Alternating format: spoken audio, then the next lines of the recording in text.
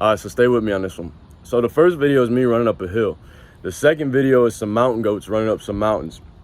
So what do those videos have in common? Well, both the hill and the mountain both have bad terrains.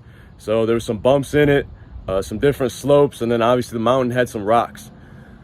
So what does that mean? It means that both me and the mountain goat had to respond to that perturbation or the disturbance to the natural terrain in a very quick way. So how do we do that? Well, like I said before, the cerebellum is constantly updating the rest of the body on what the initiated movement should be and what the sensory information that they should get back from that movement. So when there's a disturbance to that movement, in this case, the proprioceptors from the foot and ankle will respond very quickly and send a sensory signal to the spinal cord, and that spinal cord will use the spinal reflexes to shoot a response back out and allow us to contract the correct muscles in our foot and ankle so that we don't roll an ankle or get hurt. And then right after that happens, the cerebellum is constantly being updated. So all that sensory input is being sent to the cerebellum.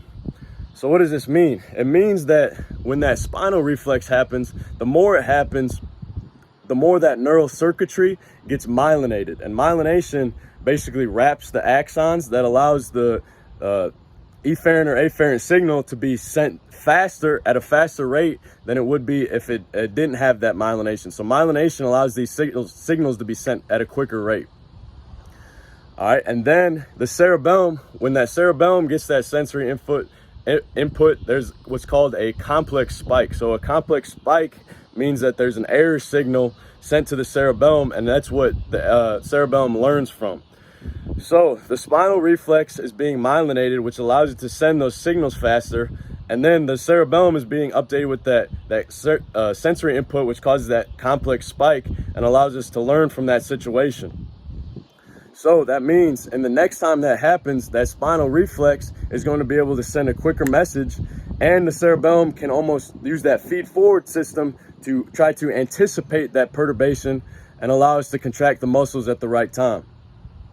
So what does this mean in terms of sport performance? Well, in sport, especially in those chaotic environments that I was talking about, you're not always going to be able to step in the right spot or step at the right time. There's going to be some disturbances to your natural running or your natural gait.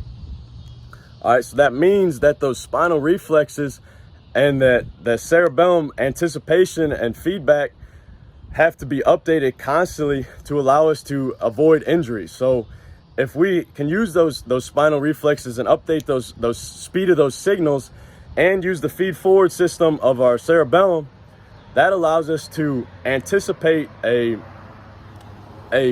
perturbation or a disturbance to our natural movement, and it can help us prevent injuries. So for example, if you're landing in basketball, if you land on a guy's foot, all right, there's a spinal reflex that allows you to quickly contract the other leg.